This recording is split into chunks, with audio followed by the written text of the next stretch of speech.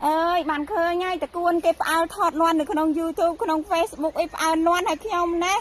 មករស់នៅប្រទេសបារាំងហ្នឹងវា30ឆ្នាំជាងហើយតែខ្ញុំអត់ដឹងថា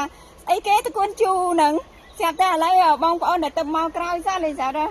បានផ្អើលថតបង្ហាញតកួនជូនោះឥឡូវខ្ញុំបានមកដល់ហើយបានជួបហើយនេះបានឃើញដើមតកួនជូហើយប៉ុន្តែឥឡូវដើមនឹងវាចាស់អស់ហើយចាស់អស់ហើយវាឡើងធំឡើងខ្ពស់អស់ហើយតាមពិត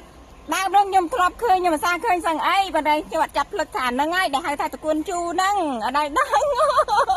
អូយមកឃើញក្រោយគេនេះហើយតាមតកួនជូនេះហើយបានឃើញហើយនេះអូរៀងល្ងិតទិញមើលអត់សូវច្បាស់អើយខ្ញុំបានស្គាល់ហើយបានស្គាល់ដើមតកួនជូហើយដែលចង់ឃើញគេកាច់ផគេថាឆ្ងាញ់ណាជូយកមកជំនួសស្វាយខ្ចីយកមកអីឥឡូវបានជួបហើយតែបានជួបពីដើមចាស់វាឡើងធំពេកកាច់លេងបានហើយកាច់លេងបានដូចជាបងប្អូនដែលបានកាច់ធ្លាប់កាច់ហ្នឹងហើយកាច់លេងបានប៉ុន្តែដើមហ្នឹងហើយអើយងាប់ហើយខ្ញុំអាសាឃើញសោះអត់ដឹងថាហ្នឹងសោះតកួនជូលោកអើយមើលតាណែតកួនខ្មែរយើងដូចគ្នាឥឡូវមាននៅបារាំងដែរនៅប្រទេសបារាំងចាឥឡូវនេះ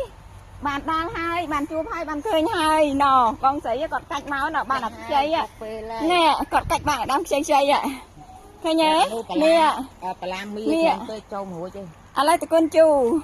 បានមានអាខ្ចីដែរកន្លែងនេះរត់មើលឃើញញ៉ាំទៅអានេះដូចកធំថែទៀតចាឃើញទេឥ